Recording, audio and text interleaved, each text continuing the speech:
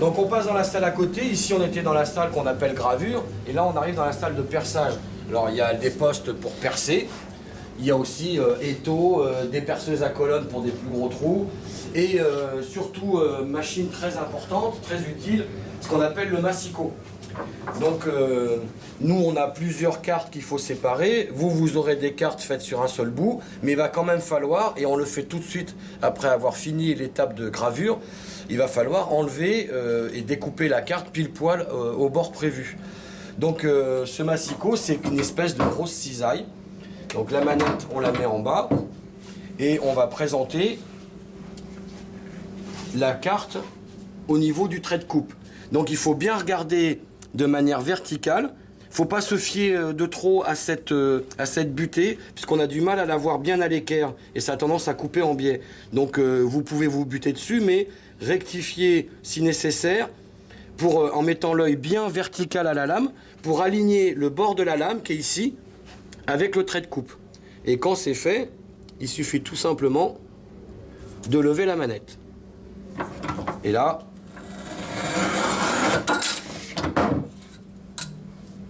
ça découpe nickel. Et on n'a plus qu'à aligner. Hop, on aligne à l'œil, ça suffit. Et puis éventuellement, si on veut être super précis, on n'hésite pas, on coupe 1,5 mm plus que ce qu'il faut et ça se termine à la lime puisque l'époxy se lime très très facilement. Voilà, et on peut les découper comme ça, découper les bords. Vous voyez, bon, je rectifie. Parce que quand on abaisse la manette, vous voyez, quand on lève la manette, il y a d'abord cette partie métallique qui vient appuyer et coincer la carte pour pas qu'elle glisse quand on coupe. Donc moi j'ai tendance à faire une approche, on approche le truc, c'est bon, si c'est pas bon, on relève pour la décoincer, on l'aligne bien, c'est aligné, hop, et c'est parti. Voilà, on découpe vous découpez toutes vos cartes comme ça. Donc maintenant on va devoir percer la carte puisque vous voyez les petites ronds là, ce qu'on appelle des pastilles, il y a un petit trou de cuivre au milieu qui va nous permettre de percer, puisqu'à chaque endroit où il y a ces ronds, ces pastilles, on va avoir un composant qui va traverser la plaque pour être soudé, enfin, placé d'un côté et soudé de l'autre côté au niveau du cuivre. Donc il faut percer tous les trous nécessaires au placement de ces composants. Alors ça peut paraître con, mais il faut quand même expliquer comment on perce, parce que c'est pas juste faire le gros bourrin. Ici, il faut être délicat, précis et rigoureux. Alors, vous avez à chaque poste de perçage, vous avez des lunettes qu'il faut soigner. C'est pas fait pour faire joli ou pour faire les cons. Il faut les préserver, puisque plus elles sont bien transparentes, moins elles vous gêneront. Donc il faut mettre les super lunettes de perçage. C'est pour éviter qu'une projection d'époxy ou un bout de forêt qui casse puisse atterrir dans votre œil. Parce que dans ce cas-là, c'est urgence directe. Donc ici, vous avez les petites perceuses à colonne. Donc ça se met en route, bon, ça change un petit peu d'une machine à l'autre, mais ça se met en route là.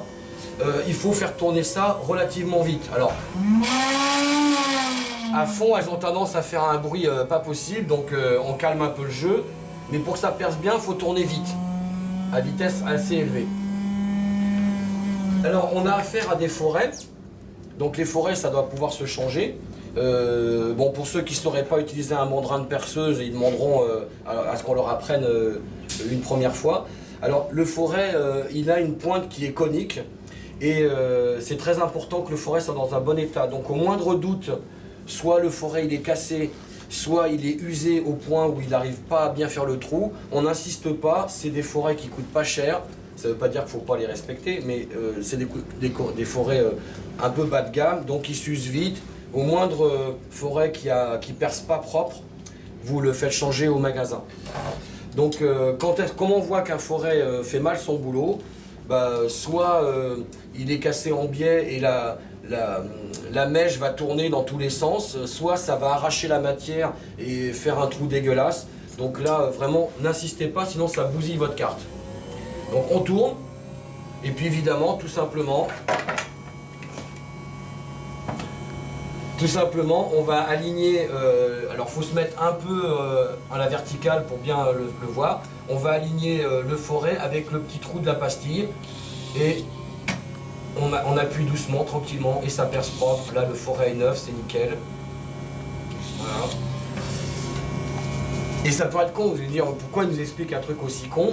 Mais c'est parce qu'en fait, là, ce que vous vous rendez pas trop compte, c'est que la carte, je la maintiens, mais je la maintiens pas comme si j'avais mis ça dans un étau. Je la tiens pour pas qu'elle glisse ou qu'elle gondole, mais je la tiens pour qu'elle ait une certaine souplesse de positionnement. Parce qu'en fait, le forêt, comme il est conique, il va avoir tendance à... il va s'aligner, même si on n'est pas exactement en face du trou, du pré-trou, on va dire, du trou de centrage de la pastille, il va avoir tendance à aller se mettre dans le trou. Et donc si vous maintenez la carte très très fort et qu'il arrive sur le trou, le forêt va aller dans le trou et ça va le vriller. Et en le vrillant, ça va le péter. Direct. Ou alors, ça va percer à côté si c'est vraiment loin. Donc, une petite souplesse pour que la carte, bah là, ça l'a fait, hein, pour que la carte puisse bouger un tout petit peu et venir bien s'aligner avec le forêt. C'est important, hein, cette étape de perçage, surtout quand il y a des pastilles qui sont alignées où on n'aura pas le droit, on n'aura pas la possibilité de tordre les pattes du composant comme on veut. Donc vraiment, faut soigner toutes les étapes, celle-ci aussi, pour avoir des trous bien positionnés. C'est d'ailleurs également pour ça que vous verrez un petit peu plus tard avec d'autres cartes, qu'on utilise les pastilles avec leurs trous de centrage pour pouvoir avoir un trou positionné à au moins 1/10 de millimètre de précision. Ça permet une précision extrême de perçage et de positionnement. Voilà, on va terminer pour dire que évidemment, quand vous faites d'abord tous les trous à 0,8, en forêt de 0,8. Normalement, chaque machine, on respecte les forêts qu'il y a dessus. Vous aurez vite l'habitude de dire si c'est un trou qui est trop gros ou trop petit. Donc on perce tout à 0,8. Et ensuite, il y aura des trous, donc par exemple ceux-là, que je perce à 0,8. Mais ici, il faudra évidemment consulter la doc de réalisation de la carte, où dessus, normalement, on indique quels sont les diamètres de perçage. Donc par exemple, ici, on va placer un connecteur jack femelle, donc pour faire arriver le son, où les pattes sont très grosses, donc on les perce d'abord à 0,8 et après il faut les agrandir, donc comme ça on s'embête pas, on les fait tous, et les quelques trous qui doivent être grandis, on les agrandit. Par exemple là, bon, là c'est un peu trop gros, on les agrandit avec du 1 ou du 1,5 si c'est ce qu'il faut faire.